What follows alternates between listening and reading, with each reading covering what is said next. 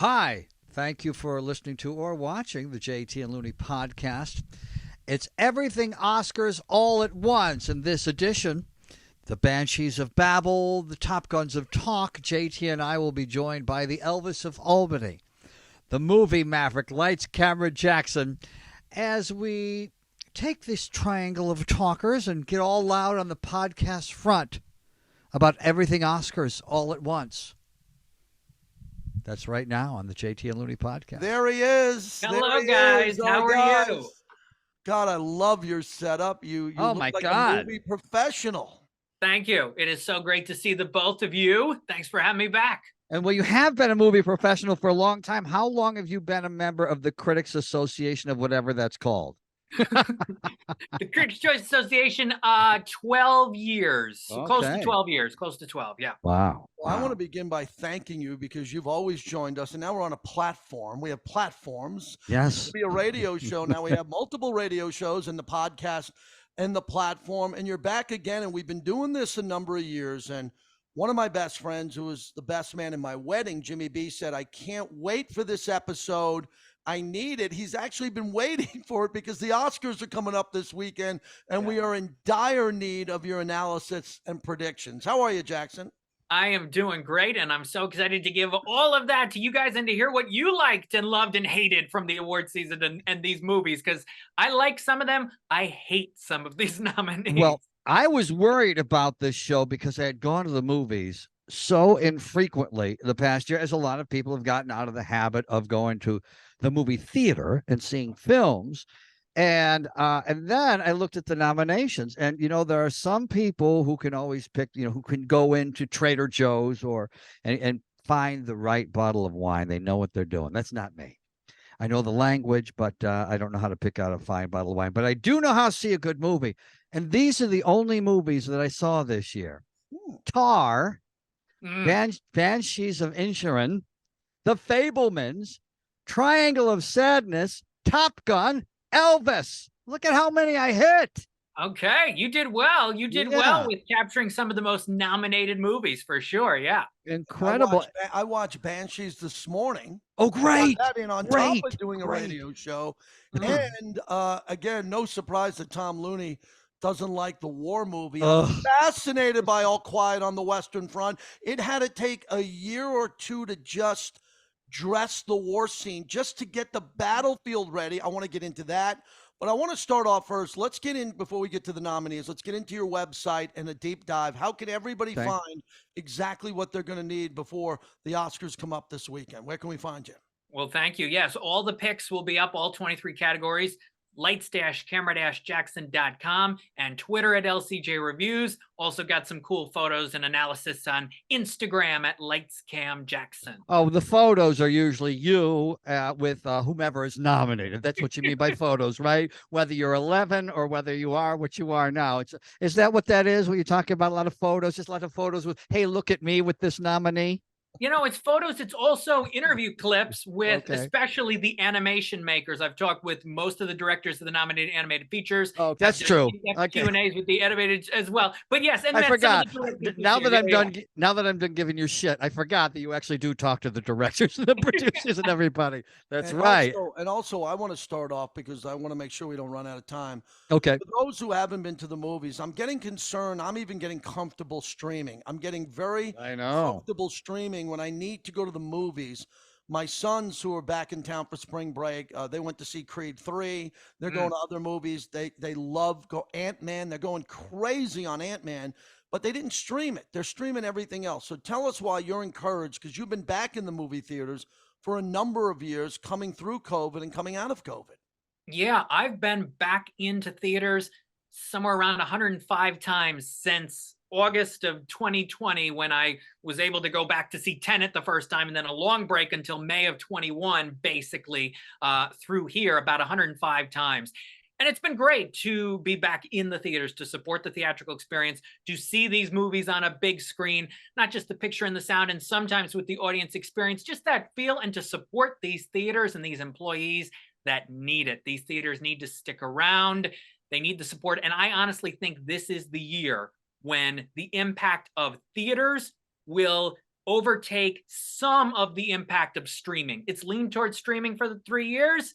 Tom Cruise helped things last year with Top Gun. I think this mega lineup this year that we're going to have is going to take over some of the streaming impact. And we're going to get around to the nominations eventually. We'll bookend here because I always want to get this out of the way.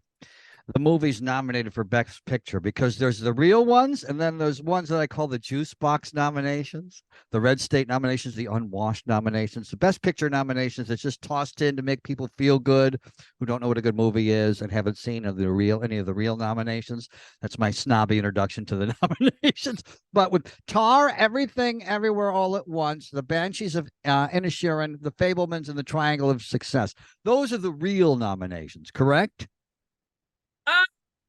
I mean, I liked All Quiet on the Western Front. Mm-hmm. I think Women Talking is also a good film. How are you going to get men to go to that movie? Yeah. How are you going to get men to go to that movie? Yeah. I mean, just change the title. That's one way. It's a strong cast, and in some years, some of the performances, including Ben Whishaw as the primary male character in it, I think he should have gotten in supporting actor. It's a very good performance from him. Other years, some of these performances would have gotten in. Ever since Fargo, anything with Frances McDormand, I'm going to like anyway. So I was just taking my sexist shot there. Yeah, Avatar. I don't know why Avatar is on this list. Yeah, because the same reason Top Gun and Elvis are, because I think it's to get the masses to watch the TV show, correct? Yeah, but it doesn't deserve to be on this list. I mean, if people put the first one on the list 12 years ago, 13 years ago, because it almost won against the Hurt Locker because of the impact and James Cameron and the visuals and all that. Second time around, it's I think even a worse film than the first one was, and James Cameron's not in director. Yeah, that one bugs me. Okay, we'll bookend and come back to Best Picture. I just wanted to throw in that people were being fooled and let them know. And I'm going to guide us through this with Lights, Camera, Jackson, our good friend Jackson and Tom Looney.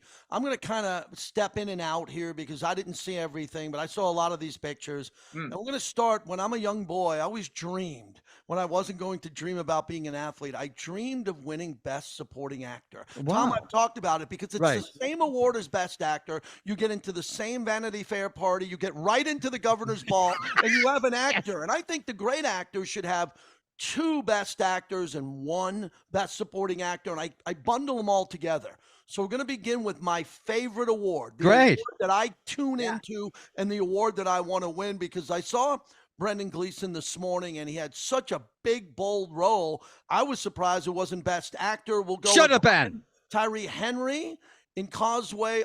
Judd Hirsch in The Fabelman. Terrific. Barry Keoghan also in The Banshees. Loved him. And Jackson, tell me if I got this right with Ke Huy Quan. Did I get the name right, please? Yeah, you're close. Ke Huy Quan. Ke Huy Quan. I was not close. I remember him in the Indiana Jones movies. Yeah. So as we begin, there are some big names here, and I don't like giving career awards to someone who's never won an award, and we're going to give him one when he's in his 80s or 90s, and we're going to just say, hey, you had a great career.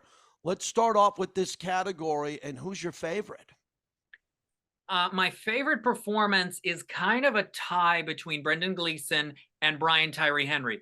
I'm very glad Brian Tyree Henry is in this category because it's a very good performance in a film that I thought was mediocre overall. But he elevated the material in Causeway. Brendan Gleeson, it's the best role. It's the best kind of written role with the most meat and the most substance. But it's also, he was a lead actor. There were 2 lead actors in that film. It shouldn't be a supporting actor. Colin Farrell had more screen time and attention, a little bit, I think. But Judd Hirsch doesn't, to me, Judd Hirsch doesn't deserve to be in here for 8 minutes of just didn't this used to be the way it was? The Best Supporting was a smaller role for Judd Hirsch, and now they're squeezing in lead actors. It's so small. Barry Keoghan's good in Banshees. Ke Huy Quan, I'm not a fan of Everything Everywhere All at Once. The film just did not work for me. But he has swept pretty much everything except the BAFTA this award season. So I think Ke Huy Quan will win the Academy Award.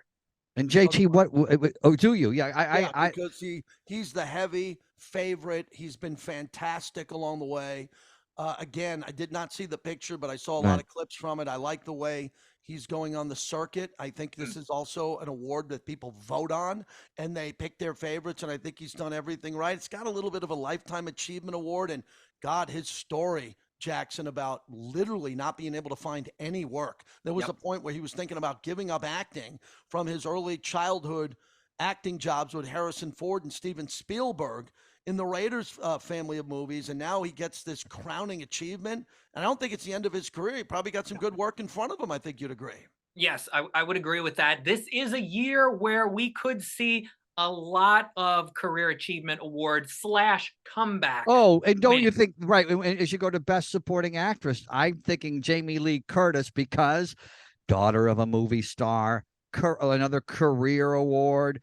And, you know, the elephant in the room, too, is that also there's always been a question about gender with Jamie Lee. So that might give her that's a big topic now these days.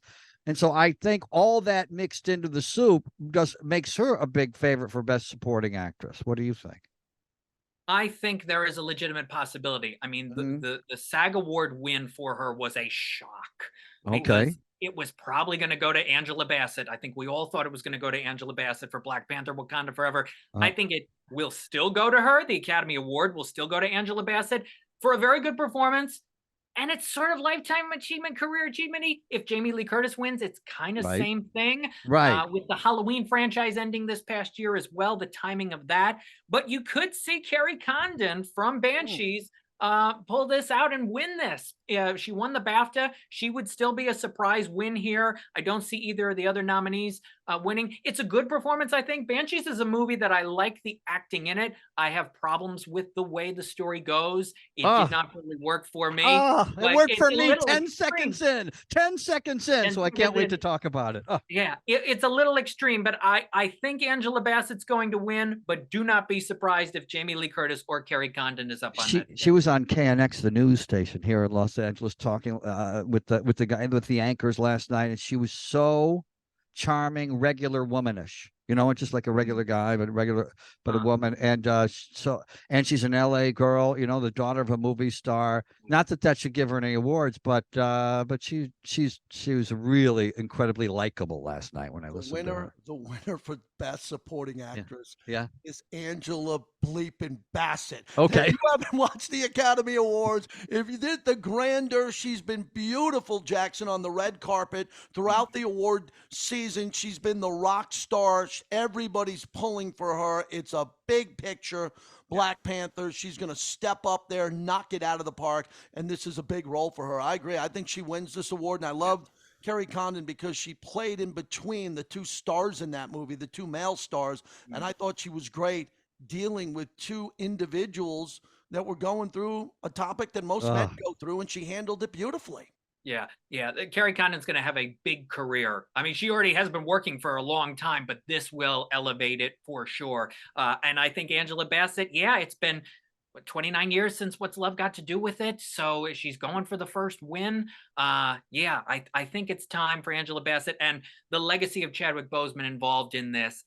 And the Critics' Choice and Golden Globe wins, I think help her in this case. I've always heard if you win, I don't know if it's a nomination, or if you get a nomination, or if you win the award in any category, it gets you $1 million for your next film. Have you? Is there any? Might be one of those Hollywood showbiz rumors. I have not heard confirmed that, but maybe it'll certainly help. But yes, I'm not a big fan of, if you've never won, we're going to introduce you as Academy Award nominee. No. You're an Academy Award winner, okay? Many people have been nominated, and congratulations to them. We are talking on this show, on this year podcast with Lights, Camera, Jackson Murphy every year. We're talking winners. If I get nominated for Best Supporting for anything the rest of my life, whether I win or not, I'm going to be introduced as the Academy Award nominee just to spite you. I will do that for you.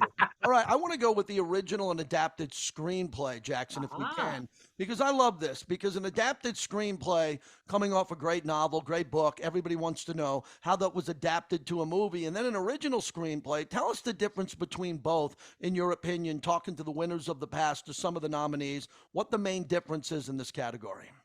The main difference is original is you come up with it, or it's taken from a true story, but not from an actual text, an actual article, a book, a magazine piece, an extensive. That's really what adapted screenplay is all about. Adapted screenplay, in the case of Glass Onion being nominated this year, anything that's a sequel, anything that's a prequel, anything that's a threequel has to automatically go into adapted along with being based on a play. So that's kind of the difference, basically. Okay. All right, because everybody's telling me that Everything Everywhere is going to kind of have a monster night. And I agree, especially at Best Actress, which we'll get to.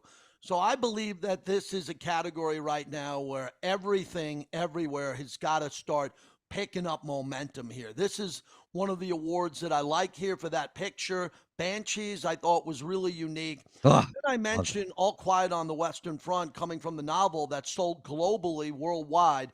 They made this movie twice. The book was a bestseller here. So when we look at the categories broken up here, walk me through who you think is the favorites and who you think is going to win. Original screenplay, Everything Everywhere is the favorite, and I think it's going to win. If there's an upset, it's Banshees. I don't see Fableman's Tar Triangle winning original. It's got to be Everything Everywhere. Adapted is interesting because you've got Top Gun. Top Gun won't win this category. It'll win a couple technical things, probably.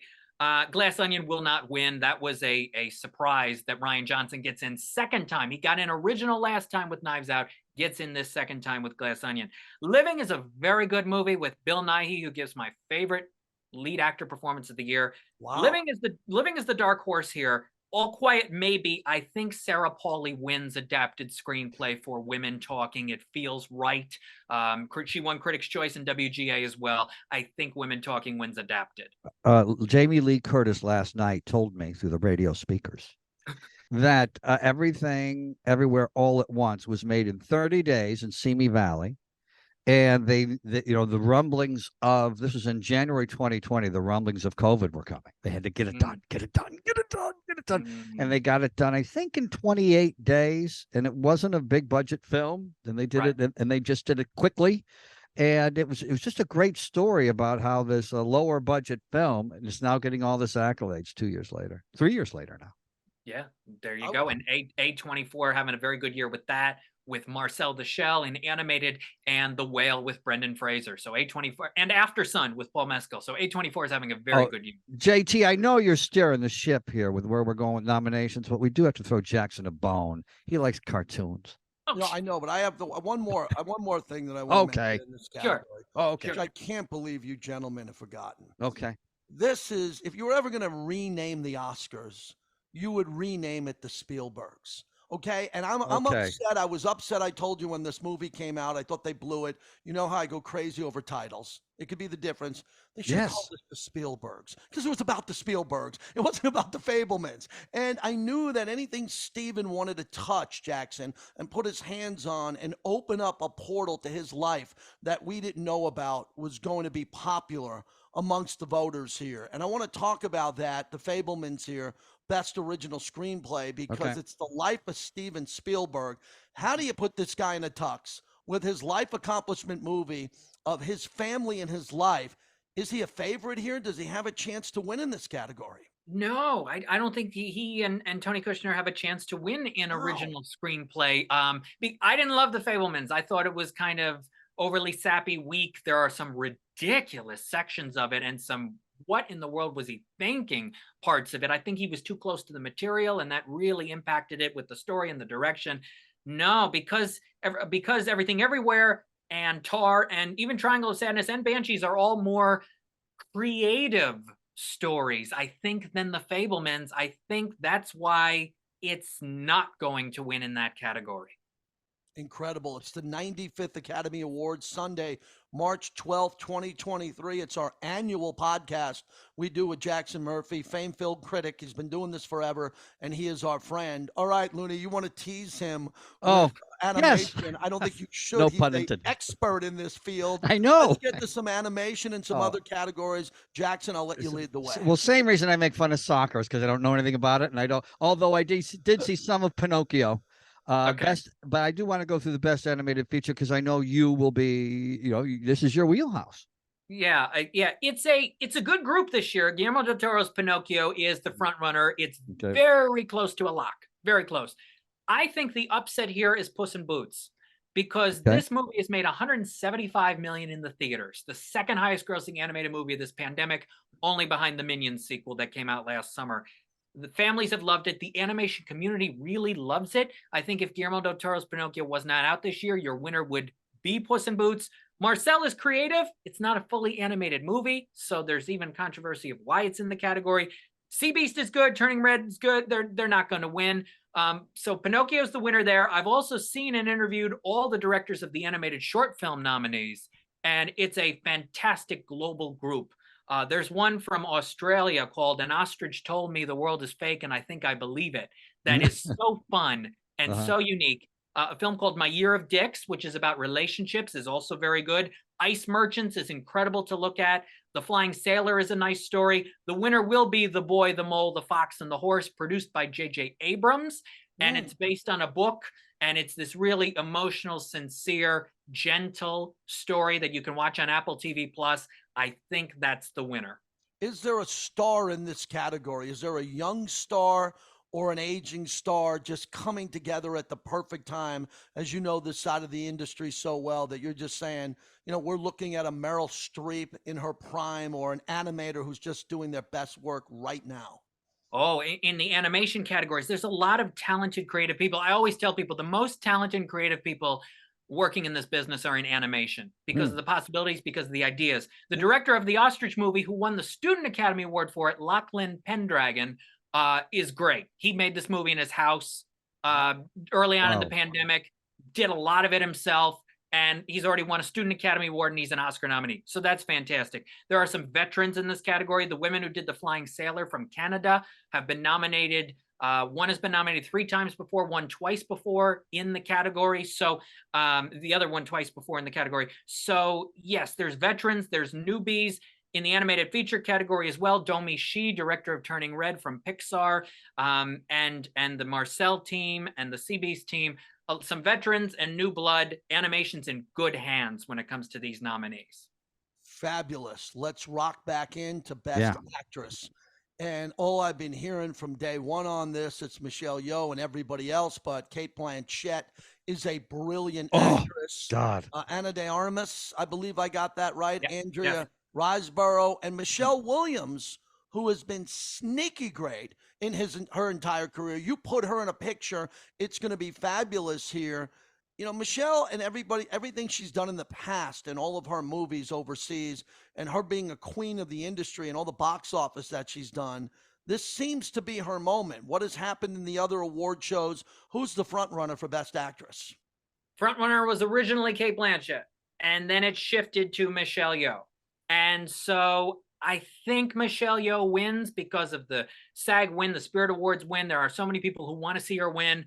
Cate Blanchett, it's a phenomenal performance. Tar was my #1 movie of 2022. Wow. Immersive experience, unbelievable. Love the character, love the unpredictability factor of it, the spontaneity. It was just an incredible experience. I couldn't agree more. Couldn't agree more. But here's the thing: didn't she already win? Didn't she already win for Blue Jasmine playing a crazy person? And The Aviator for Katharine Hepburn. So she's won twice before. So what I mean is also playing pretty much the same character. The Blue Jazz. This is a lesbian version of the Blue Jasmine character. But an even deeper, well-written. I liked Blue Jasmine. I didn't love Blue Jasmine. Right. There were other performances that year I would have. But I'm throwing that out there. But she was incredible, and the movie was really good too. Yeah, Tar was incredible. I want Cate Blanchett to win. I didn't buy Ana de Armas for a second as Marilyn Monroe. I wanted to. I could not get there. Michelle Williams, not going to win this time. Andrea Riseborough for To Leslie. It's the controversial performance of the year in these categories because of the voting strategy. How did she get in at the last second and all that? The performance is all right. It's one of my, I'd say, top 20 favorite lead actress performances of the year, but it doesn't deserve to be in a group of 5. Michelle Yeoh, I think, wins. Well, what caught my attention there, and I'd like you to elaborate on it, I like greatness. Tom Brady won 7 Super Bowls. And you kind of tease Cate Blanchett with the other victories. I like when you get to the category. I've always said I love my all-time favorite actor, Daniel Day-Lewis, De Niro, all the greats. I want to see him get from 2 to 3. By the way, I'm rolling my eyes at Daniel Day-Lewis and not Robert De Niro. I want to see actors get to that achievement where they win 4 Academy Awards or 5. Be like the all-time greats. Be a Betty Davis. Have that moment. It sounds like, Jackson, if Cate Blanchett can get this one, it seems like it's a 2-women race. Where would this put her historically with all the other great lead actresses? Oh yeah, it ties her with Frances McDormand for acting wins with three. Meryl Streep with three acting wins. Absolutely, you go from 2 to 3. That is next level for sure.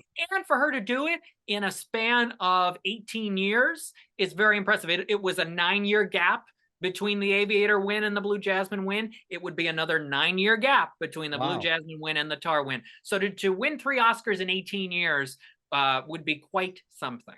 I loved all the turns and everything, the twists and turns and Tar that catch you off guard. You're waiting for stuff to happen, and it doesn't happen because of the twists and turns. Okay, let's get to best actor. Ooh. Oh, I can't wait.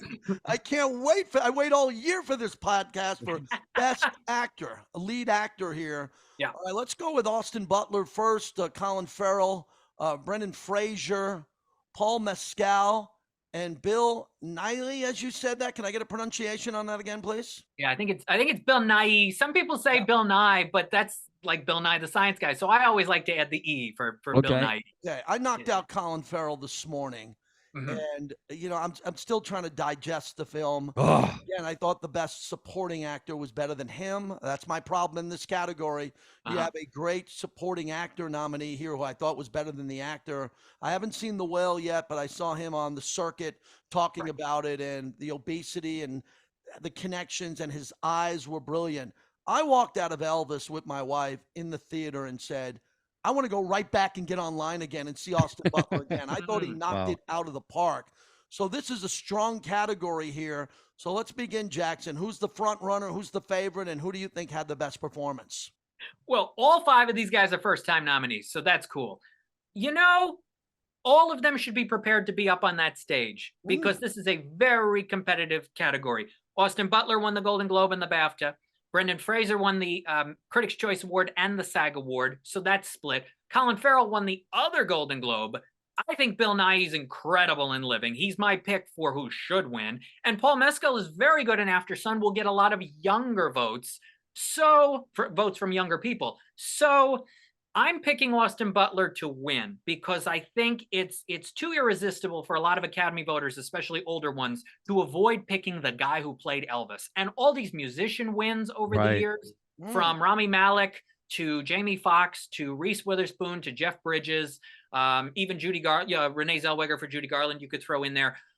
Singers, performers, musicians, so many. I think it's the case here, but Brendan Fraser could definitely be up there. If votes split, Colin Farrell probably next in line to be up on stage, but this could really go in any direction, and I love that it can go in any direction. And I loved Colin Farrell 10 seconds into the movie. I said, oh my God, this is my kind of movie. And so let's get to Best Picture. Well, hold on. One other thing on Austin Butler. Okay. I think the reason he wins this award is young Elvis to old Elvis. He kept me involved. He was outstanding as older Elvis in Las Vegas. Just as he was early in the early years before he bought Mama, a house at Graceland. And the early, I got to ask you this, Jackson, was that a terrible role or an average role, a Colonel, for Tom Hanks? Is that an award that made you have more respect for him, or should he have passed that along to someone else? It was a very distracting performance. I had a lot of problems with Elvis. I don't think it's a great movie. Butler's very good in it. There's some strong scenes. Tom Hanks was not. Tom Hanks should be in this Best Actor category for A Man Called Otto. One of his best in a long time. He was so good in that, and the momentum, it's made almost 65 million domestically. People keep going and going to see it. It's a fantastic Tom Hanks performance. Ooh, good to know. I can't believe he's not in this category. Wow. I would not go see that movie unless you told me right there, and I will see it now. Isn't it the greatest thing in the world when you think that's not a movie I'd like? And that's JT's wife sent me to A Devil Wears Prada. I said, I don't want to go see a movie about fashion. And JT's wife said, go see that movie. I'm like, I can watch it over and over and over and over again. Yeah, so it is fun. Those, absolutely, yeah. All right, here we go to Best Picture, Women Talking, Triangles of Sadness, Top Gun Maverick, Tar, The Fabelmans, Everything Everywhere, All at Once, Elvis, The Banshees, Avatar, The Way of the Water, and All Quiet on the Western Front. I saw 4 of these pictures. Obviously, I want to spend some time on Top Gun Maverick. I love war movies. I think the best movies that have ever been made are war movies. I think a lot goes into it. I think there a lot goes into the cinematography, the action, obviously everything, the acting. If there's great acting in a war movie, I thought the acting was brilliant. All Quiet on the Western Front, and I couldn't take my eyes off the screen because I couldn't believe what went in to building these war scenes, from the tunnels and what happened in all the mud and the water and the planes flying right over their head and the violence. Yeah. I thought it was a brilliant motion picture. I think it's going to win. I think that there's a lot of good movies here. That's my winner. I thought it was a brilliant masterpiece. Jackson, please. You think it's going to win, or it would get your vote? I think it's going to win because it's one of the best movies I've ever seen. Wow. And I've seen a lot of movies and some war movies. I put it in the category with Saving Private Ryan. My all-time favorite movie. Everybody says, JT, is it Godfather 1 or 2, or is it Raging Bull? No, it's Platoon, because walking out of Platoon had the biggest impact on my life as a moviegoer. It changed my life walking back to my college campus there. So, and I root for war movies. And Looney, I know he loves it. I root for more war movies. I can never get enough of World War II. Oh, and they gave me World War I. They didn't give me World War II. They gave me World War I. Look at how excited I am. I don't mind World War I movies because there's not very many of them. They have horses and stuff. I kind of like World War I movies. Don't give me one more goddamn World War II movie, please. So many. Oh my God, JT and his war movies, and you and your cartoons. Oh, let's get Jackson's favorites. Okay. I think All Quiet could win. It won the BAFTA, did very well at the BAFTAs. And it's been proven over the last few years, you do not have to have a Best Director nomination to win Best Picture. Look at Argo, look at Green Book, look at Coda last year. So All Quiet could win. Top Gun is a wild card. It's a legitimate wild card. It's been that way since it opened in May, when people said, this thing needs to get nominated for Best Picture. So it's a wild card. I think it's between All Quiet, Banshees, and Everything Everywhere. And I think Everything Everywhere wins. It seems to have the momentum.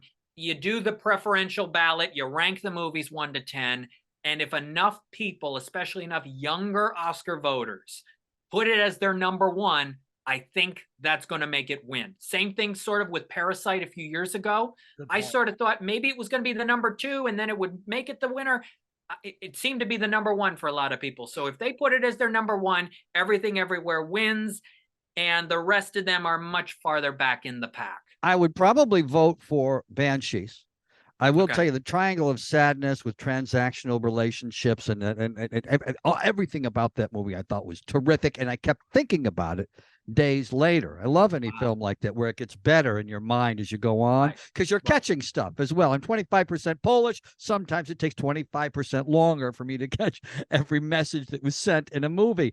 But the 75% is Irish. So Banshees, I was locked in. Yeah. And I must be loved. So I was locked into that. When someone says I don't want to be your friend anymore, I was locked in with Colin Farrell's performance of You Must Be My Friend. I was just locked into that film, and I've been to the Aran Islands where it was filmed. And it's 100 years old. It's from 1923, and this is 2023, and so it's a great period piece. Everything about it I just loved. Yeah, Tar would get my vote. Tar would definitely be my number 1 for sure. It was my number 1 for the year, and it deserves to win Best Picture because it is an experience. People could also say the same thing about All Quiet on the Western Front. It's an experience. Top Gun obviously is an experience. Right.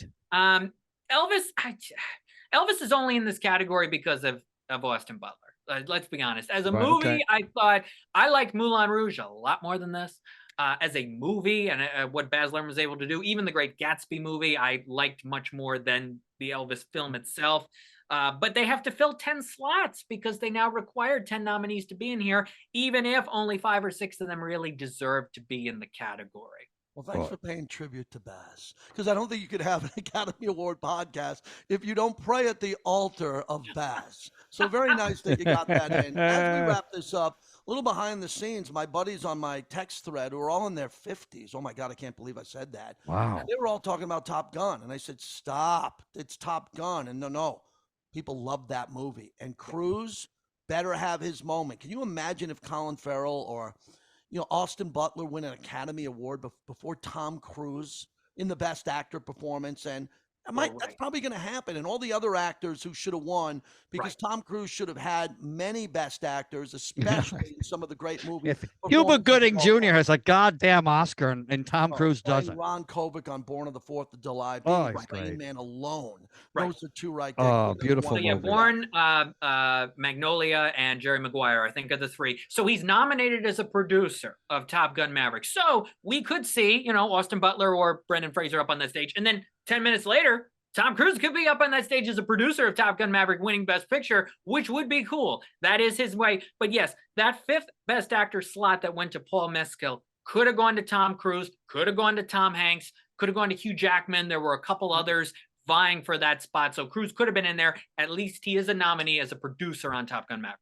Give me the winner. Go ahead. Give me the winner for Best Director quickly. Okay. So we have less than 4 minutes. The Daniels for Everything Everywhere. Upset would be Spielberg, but I think he's lost momentum. I think the Daniels win Director for Everything Everywhere. Spielberg losing momentum at the Academy Awards. Wow. Well, it doesn't. I guess a lot of times doesn't it also depend on when people voted? Yeah, well, it's when people voting and just how long this award season is. Yeah, it's longer and longer. It feels like every year they stretch this out to the middle of March, and we got to get it back into February. Early February, just before COVID started, the Academy Awards was February 9. It was the earliest ever. It has been done. It can be done again to get it back to Feb 9 because everybody's talking about 2023 movies right now. Looking back on 2022 movies, Everything Everywhere is almost a year old. Some of these movies are old, and we're all focusing on Creed and Shazam and Scream and John Wick and all these movies on the way. Looking back, it's tough when you stretch this thing out to the middle of March. Let's wrap it up with you in the final few moments here. What is your next move in your career, your goals as you sit in the theater? And we've been talking to you since you were a little kid, and now look at all the success you're having. What's next for you? Thank you very much. Well, definitely some ventures coming up that hopefully I'll be able to share soon. But interviewing incredible filmmakers, reviewing movies still. I published a children's book at the holidays called My Very Rocky Christmas, inspired by my childhood true events, and that's available on Amazon. Please, I hope anyone listening to this gets it, shares it with their family, shares in the experience. You can read it any time of year and get the themes and the values and the messages of it. It's a sweet story. A lot of people have loved it since the holidays when it came out. So that's been a passion project, and have some others coming up. And I'm on radio every Friday in the upstate New York, Albany area, and having a great time with that. Well, I'm coming there this summer. My nephew's getting married outside of New Paltz, and we'll connect. I'll be there for 4 or 5 days. We'll get a coffee. We'll meet in between. Tom, why don't you do what you do best? Start, middle, and put a bow on this. I'm proud that we did it again. Our listeners, our viewers, we're now up on YouTube with the JT and Looney podcast, and we have something rumbling. So we want everybody to share this podcast. Hey, podcasters and our listeners and viewers, you got to like this, and you got to share it. You got to subscribe, or all this just disappears and it goes away into space. Tom, how do we get everybody to listen to this one and listen to it again? Oh, well, by telling them what to see. And that's always we've seen them for you. And a lot of times Hollywood dumps its garbage in January, February, March. The things in the theaters right now, other than these nominees, aren't very good. But if you want to see Tar, Everything Everywhere All at Once, The Banshees, Fabelmans, or Triangle of Success, you'll be guaranteed to see this. Like I said, when you walk in and you don't know what bottle of wine to get, you don't know the difference, like me. You just get the expensive one. These are the expensive bottles of wine. These movies nominated for Best Picture. Go see one of these rather than Creed 3. It's Lights, Camera, Jackson with a blue check mark. Elon Musk kept this blue check mark, which means he's got to be big. That's great. At LCJ Reviews is where to follow him on Twitter. His radio, all the animation scoop reporting that he does, and a proud partner of the JT and Looney Academy Awards podcast. Jackson, best to your family, your friends. Say hi to your dad. I love when I see him out here out west. And to the rest of your family, thanks a lot for joining us. See you, Jackson. Thank you, guys. This was great. Thanks so much. Sure.